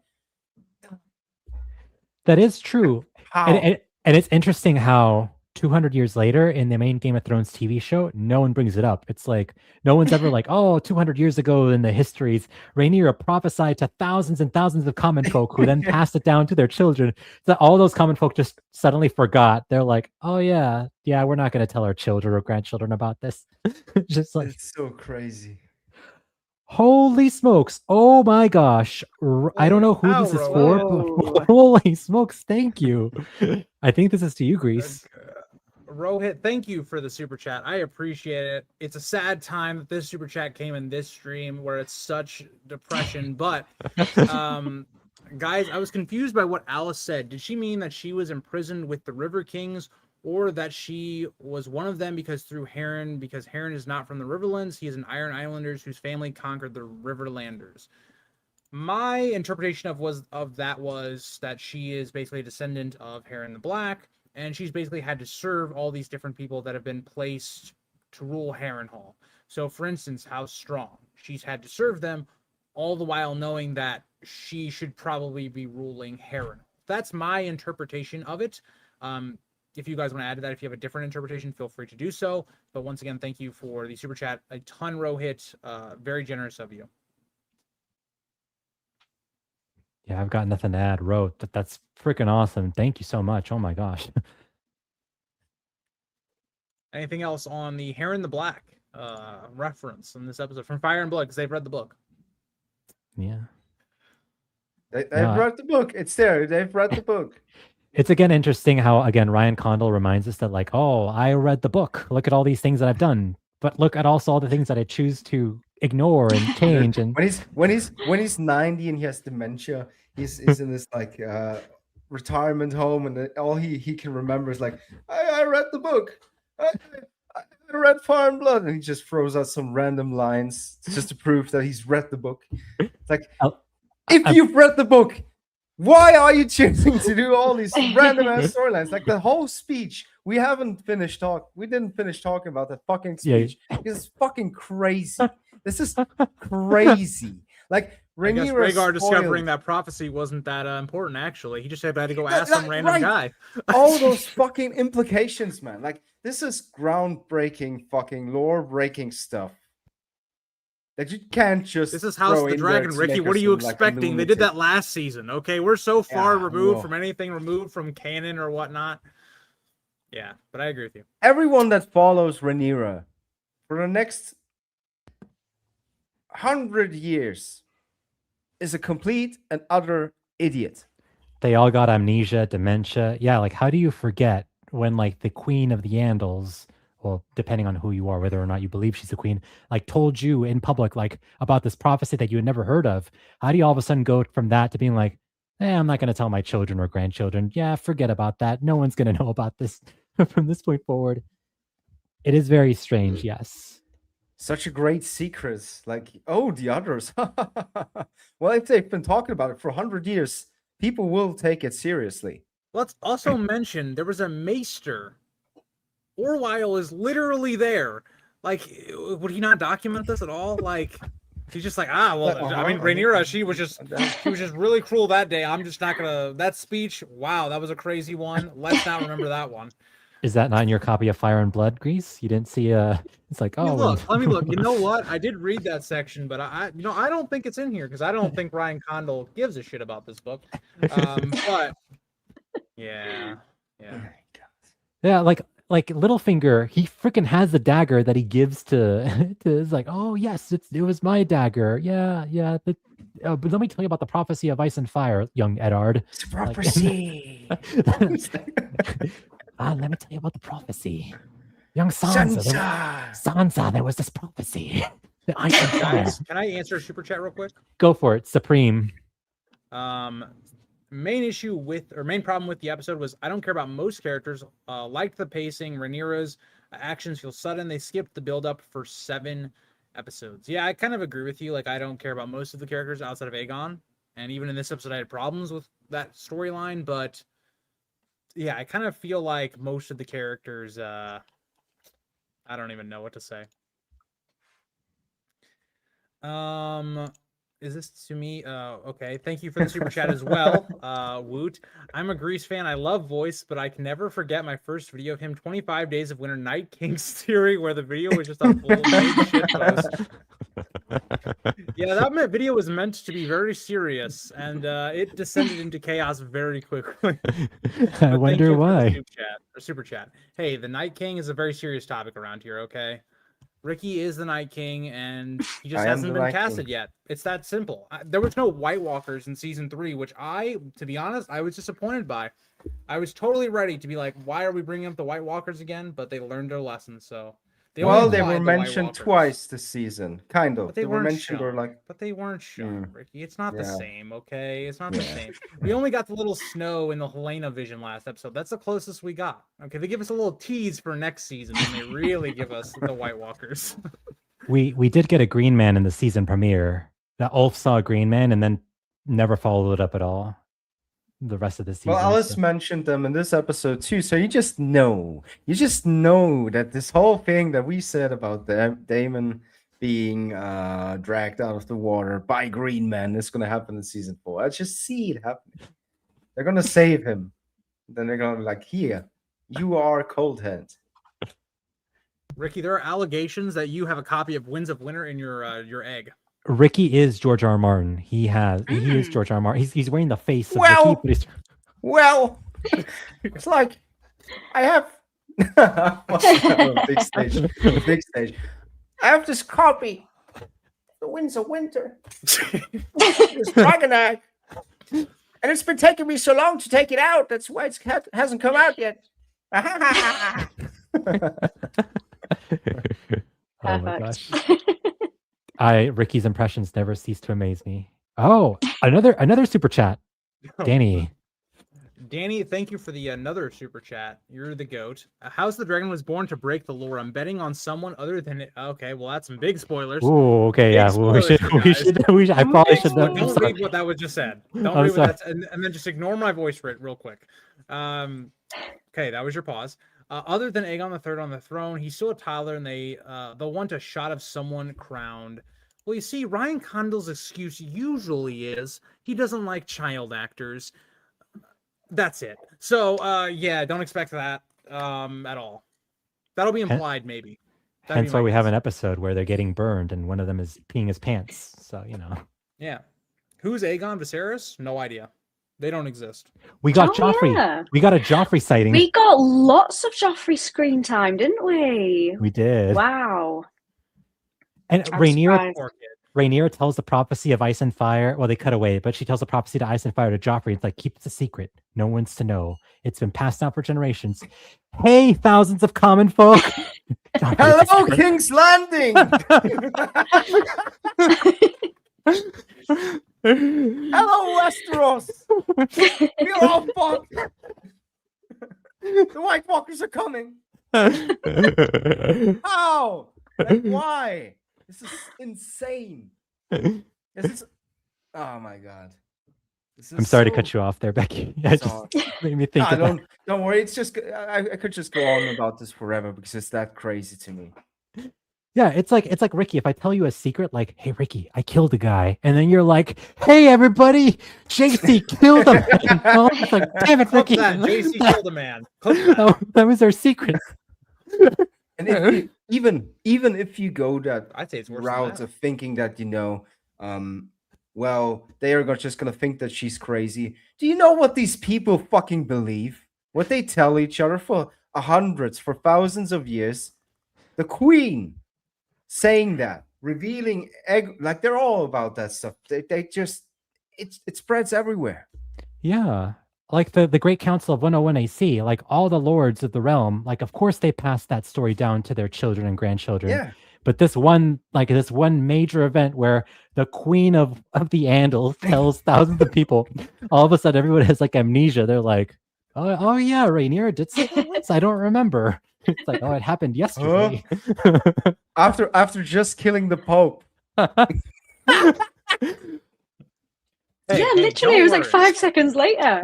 It's like before the High Septon died. He told me about the prophecy about It's crazy. It's crazy.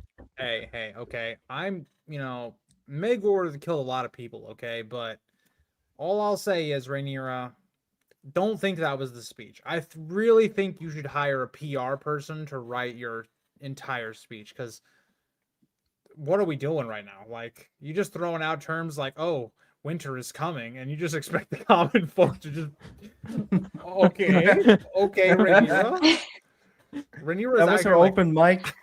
she's trying to get the people to be like, oh, dude, like, I'm so on board. I'm your protector. And then she starts throwing terms around like the White Walkers. Like, what are we doing right now, guys? Like, maybe you guys Rhaenyra, in an economic crisis, don't bring up the zombie people that nobody cares about. Also, isn't that weird? Like she's there talking about how she's the queen of the Andals, and all of a sudden she starts talking about like, by the way, about these others and the prophecy of ice and fire. Like people in the crowd be like, "What? Huh? What are you talking about? What? Is she smoking crack? What?" Do you guys think Mizari is now the shepherd? I don't care. I hope she never appears in the show again. Yeah, I was. Well, I don't want to spoil the shepherd. Yeah, well, I don't want to spoil She's the not the shepherd. She's the shepherd. shepherd. You get it? No one understands. It's like, okay, well, no, let's not get into that because I'm tired. The shepherd made a cameo in like season 2, but we didn't see him at all this season. I'm like, oh, are we not going that route for future plot point? I'm very curious about that. Maybe Laris will be the shepherd. I'm not sure. Are you okay there, Eric? Y'all are coming at this from the wrong way of things, okay? Don't use the book, okay? We may not even get a shepherd character, okay? Daron is the shepherd. Maybe, you don't know. Ormond could be alive right now. We don't know.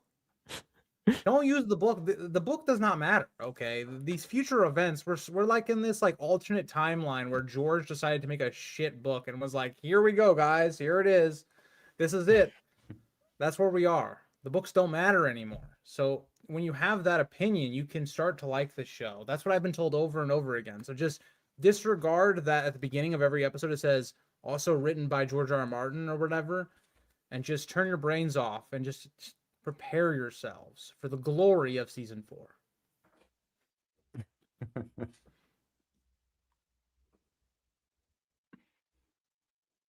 Perfect. Man. Is there any other stuff you guys want to talk about that we haven't talked about in this episode yet before we give I'm trying to our think, have we missed anything? Or have we talked about it all? Yeah. I think we got through almost all of it. Yeah, I have here Rhaenyra, Aegon's resurrection, Corpus, the Corpus.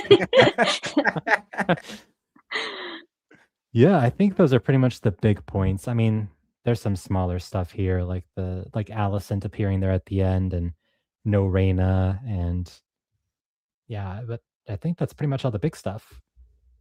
So I was thinking if you guys are okay with it, we do like our overall final rating on this episode, and then we just give our thoughts on the season as a whole and our rating on on the season as a whole.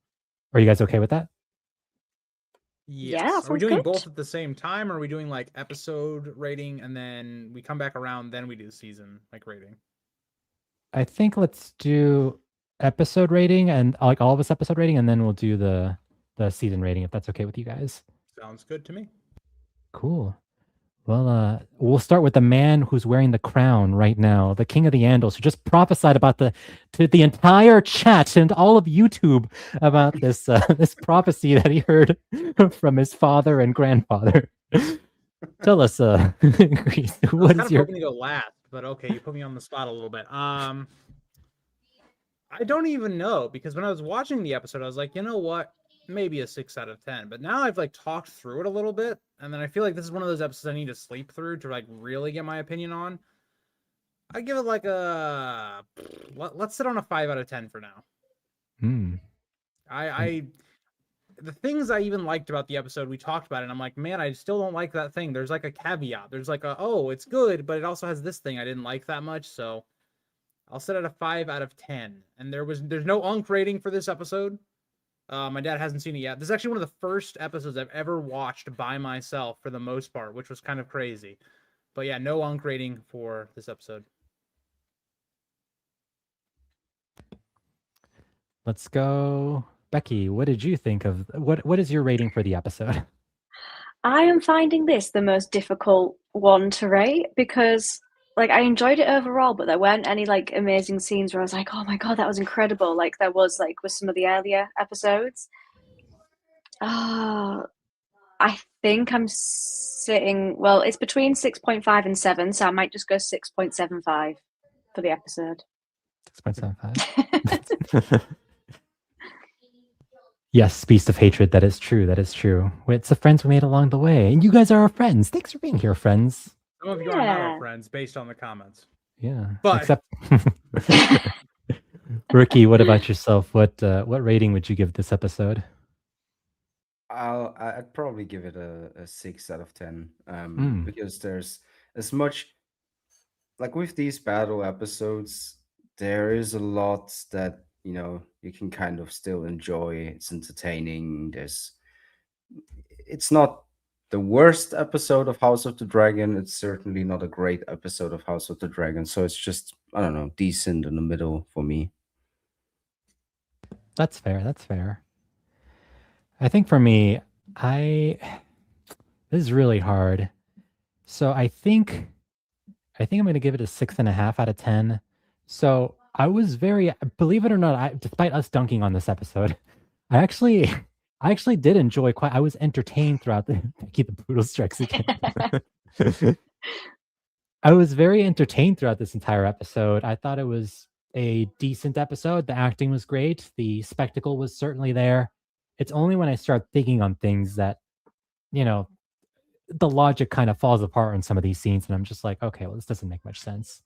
I really did not like that Helena ending. I think that was probably the worst part of this episode. But if barring that Helena ending, I actually thought it was a mostly decent time. So I'm going to say 6.5 out of 10 for the episode. Yeah. Yeah. So we're all quite similar then, ish. Yeah. Great minds think alike. And I appreciate everyone here in chat also giving ratings as well. Bookman Jack, I saw you gave it a 6.5. I saw someone else give it a 5.5 out of 10 or 5 out of 10 for the season. Which let's talk about the season rating as a whole. You know what? I'll start this time. Grease, I put you on the spot. I feel bad. I'll put myself on the spot for this season rating. Which is ironic because I already knew my season rating, but episode rating I was still like mixed on. I wasn't sure. And then I went first. I was like, oh god, I got to think about this quickly. Yeah, this is very weird, very strange because I was definitely more entertained by this season than I was with season 2. I think season 2, there were just a lot of episodes where I was just like either bored or very, very frustrated with a lot of the decisions. Whereas here, there's certainly frustrating decisions, but some of those decisions I just kind of laughed at. I was like, oh, that's so. I mean, I'm probably not supposed to laugh at some of the stuff that they did, but I couldn't help but laugh. But there was definitely more spectacle. I was definitely more entertained.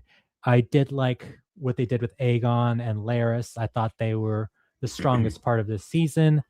I did like Rhaenyra for a good part. I especially like that episode 3, that Rhaenyra bottle episode where it's just her, the chores of King's Landing and everything that there's to do in the realm.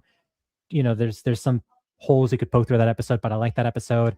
I liked episode 5, the very kind of character centric episode where we're jumping around all these different point of views and they're all actually doing something that contributes to the plot.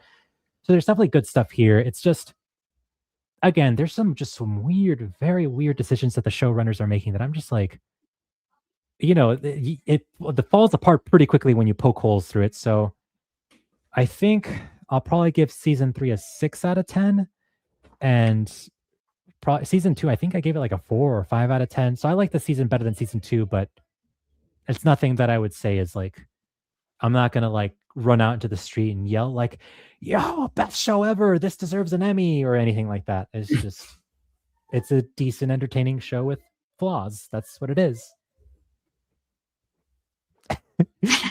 Ricky Stop method can't acting. win. He literally can't win. He either looks mad or he's too happy. Let me breathe. Should I go ahead with my rating because then I'm not as happy? Do it. I'm with you on that rating. I'd also give season 3 a 6 out of 10. I think it's on the quality of like a season 6 of Game of Thrones, where there are moments, and I keep repeating myself, like, I don't know, that nice conversation between Jamie and Edmure at River Run or something. There's some nice character work done, mostly through Aegon in this season, that I thoroughly enjoyed. And there's also the absence of Lord Bartimos Celtigar is a huge downgrade for me. But apart from that, there are many stupid decisions in the season that kind of hinder me as a huge book snob, and I can't not be a huge book snob because that's why I'm here. That hinder me from like ignoring the huge flaws. So it is a 6 out of 10 for me, but it's more towards a 5 than it is a 7. Yep. Becky, what's up? What's your season rating? Oh, this is so hard. So I know I enjoyed it more than season 2. So because I think season 2 had like a pretty strong start and then it just all went downhill. Whereas I don't think season 3 went all downhill after the first couple of episodes. Like there was still some where I was like, oh, this is good. So I definitely enjoyed it more. I think I'm probably going to give it like, yeah, maybe like a 6 or a 6.5. I think probably more 6.5. I feel like 6 feels too low, but 7 feels too high. So I think 6.5. It was okay. Like I wouldn't rewatch it, but it was okay, and there was entertaining parts and a lot of flaws. That's fair. Grease the Cruel, you're up. Let's start out with a positive. Okay. Season 2, I'll defend you because there's been a lot of slander thrown on your name. At least you had some episodes that I thoroughly enjoyed, and I had so much positive, more than I had negative to say. Season 3, the highest rated episode I have is a 7 out of 10. This season was dog shit in my opinion. Like there was no episodes that I like looked at and was like, oh, that was a great episode. Top 5 of House of the Dragon. Everything was garbage. Episode 5 was like the closest to a good episode, and it had problems in it because Alicent was in it. Yeah, I gave it a 5 out of 10. Like I looked at my averages of my episodes, and most of them were between a 4 and a 6. So that's where I am at. I didn't really enjoy much of this season besides Aegon's storyline and then parts of Kristen Cole's storyline. And then every other storyline is just kind of like, eh. And even the characters I did like, Corlys and Alan, they went weird directions with the characters. So I'm just like, okay, now by the end of it, I'm like, well, Alan's killing the Pope and Corlys is teleporting around and not relevant to the plot for 3 episodes in a row. Like, I don't know. I'm at a 5 out of 10. Not a passing grade, not very good. Pretty meh to bad. Don't lie to me, Eric. You messaged me the other day. You were like, oh, thank R'hllor that Rhaena replaced Nettles, you were like, oh my Mm. gosh. Okay, you know what? I'll give a Ricky comparison. So I started the season on board with like, oh, this season's like closer to season 5 and 6. By the end of it, I'm more like it's more closer to season 7. Every single plot line doesn't really function, like besides Aegon's, and even Aegon's I have problems with because of Sunfire and even the last episode. So, yeah, that's where I'm at. I'm not exactly happy. I'm happy the show's over. I'm happy to get back to hopefully into Night of the Seven Kingdoms, Aegon the Conquest movie. I'm excited for other things. Yeah. Yeah. Well, I think that's all. Does anyone have anything else to say about House of the Dragon before we either call, or we could talk about some other stuff too. We could also talk about George R. R. Martin's blog post. We could talk about some other things here real quickly before. Well, someone earlier asked us who was our favorite and least favorite character of season 3, because there were some interesting arcs. So, Yeah. does anybody know who theirs would be? Same as the last time we were asked this question. Aegon, Alicent. Aegon best, Alicent worst. All right. Yeah, I agree with that. Aegon and just Alicent, who also, Preston Jacobs made this joke on his stream. I watched a little bit of his stream, but he was making a joke about like, oh, Alicent all of a sudden knows how to, she's a herbologist. She all of a sudden knows how to brew poison. She's like, oh, because she saw at the end of that last episode, she saw those little fruits, and all of a sudden she knows like, oh, those are poisonous plants. Let me brew this poison that I learned in my brewing 101 class with Professor Snape. I learned how to do this. It's like, oh, I guess she knows how to played brew. Witcher 3. She played Witcher 3. Guys, I have a question that I forgot to bring up. How did Aegon know Aemond was at Harrenhal? Because apparently Rhaenyra doesn't know that. Rhaenyra never sends anyone to kill Aemond at Harrenhal, and Aegon just goes there and realizes that he's there. I guess since there's this plot of because many people know that he's at Harrenhal because they've tried to kill him, that's going on, but I can't really remember because some people were like, we got at least 2 different sets of 3 people coming up to him and trying to kill him, right? So it Yes, is but my kind question of is, why is Rhaenyra not like confident in this information, but Aegon is? Like, because we've been the book the whole season point has been, is coming in oh, season Aemond 4. is here, but nobody goes there. But then Aegon goes there, and it's just like, so why didn't Daemon and Adam go there and just kill Aemond, the biggest threat to your? That's a whole different thing. But like, yeah. Yeah. What about you, Becky? Who's your least favorite and favorite? And Ricky too. You guys haven't answered. Mine, see, I've got a few different options for my favorite because I think they did some really good arcs for a few people. So I think because I really liked what they did with Gwaine. Like I actually really liked Gwaine in this season, to be fair, even right up till the end. Initially, at the start, it was going to be Alan because I think that they did him incredibly, but I just feel like the finale's kind of ruined Alan a little bit for me. So So I'm going to say it'll be Aegon or Gwaine as my favorite. And then least is definitely Alicent. No, Rhaena. I hate Rhaena. It's got to be Rhaena. I just detest her. Sorry, Rhaena. No apologies necessary, Rhaena. She's. I was always just, I'm sure there's that one fan who just looks forward to Rhaena. It's like the best part of their day. It's like, Nobody one looks forward to person. Rhaena. That's a lie. Not a single person. Even the people that love House of the Dragon and give every episode a 10 out of 10, like IGN, they don't like Rhaena. Okay, nobody. You cannot convince me that someone likes that character. Yeah. All right, as you guys continue, I Yeah. have to use the bathroom, so just continue. Oh God. Thankfully he's gone. Oh. Oh God! Oh. Finally. All he does is complain. Yeah. Freaking Such a Grease. grifter. Such a grifter. Such a grifter. What about you, Ricky? Who's your least favorite and favorite character? Favorite's gotta be Aegon Artemis? and no, he's a close second though, because there was a split second of him in the very first episode. My least favorite is obviously the Pretender, Tormund Manderly.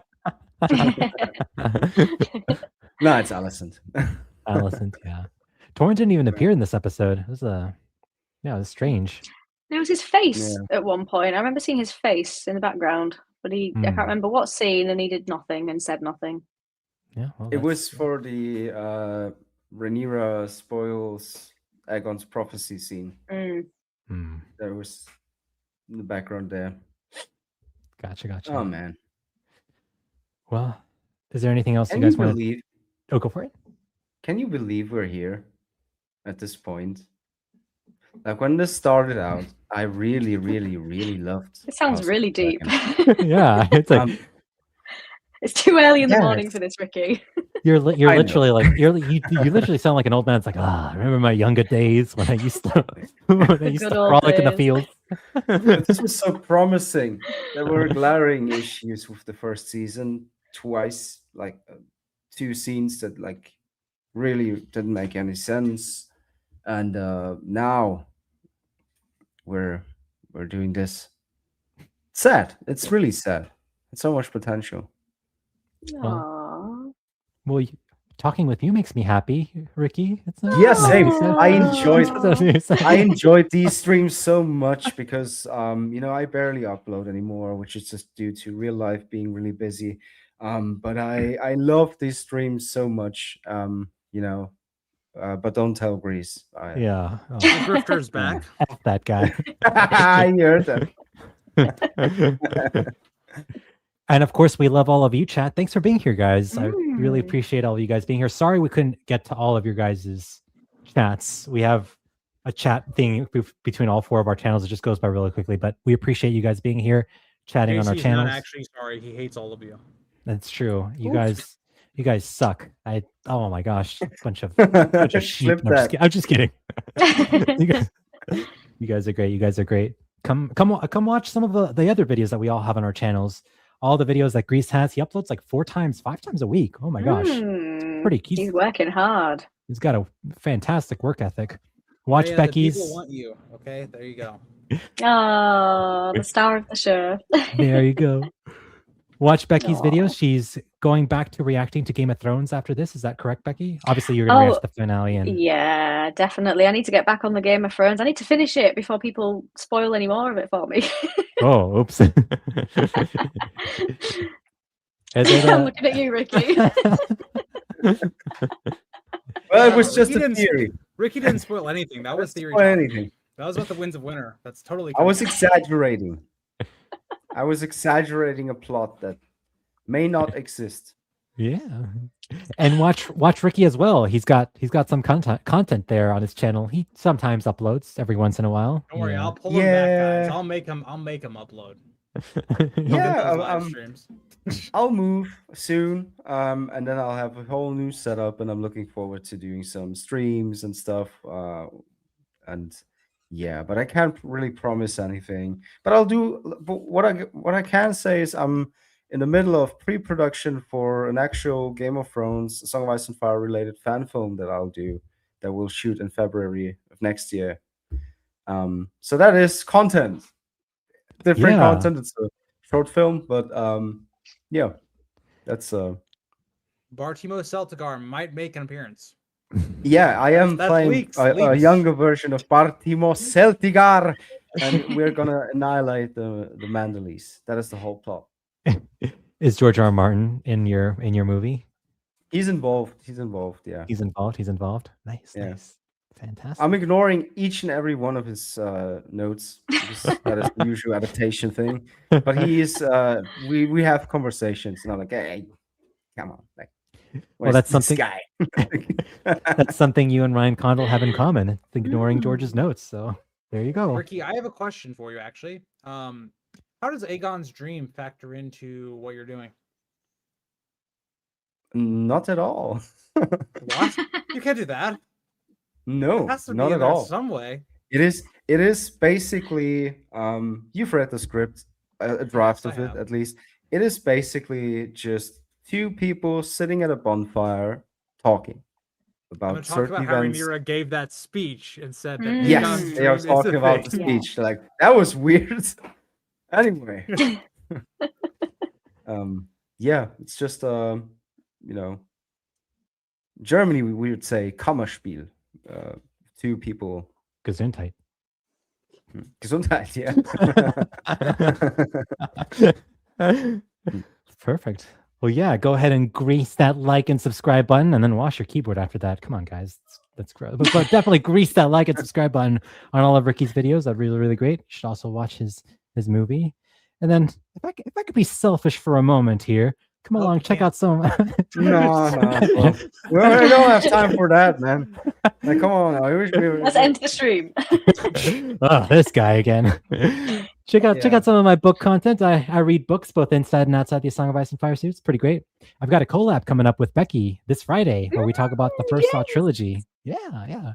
It's gonna be pretty great. We talk about First Saw and all the spoilers involved. So definitely come check us out. So and more book stuff. And obviously as the year goes on, I imagine there will be more updates, especially with regards to Night of the Seven Kingdoms Season 2.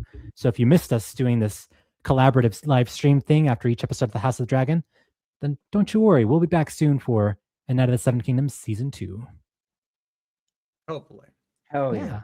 Hopefully. Oh, yeah. Hopefully. If HBO doesn't take me out for my videos, they just put me, yeah.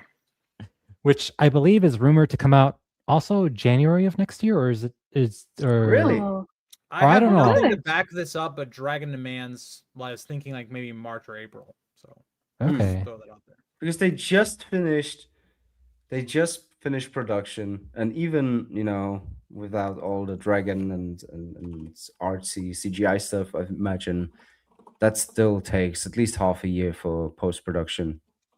But it Okay. is slower paced season. No dragons to animate.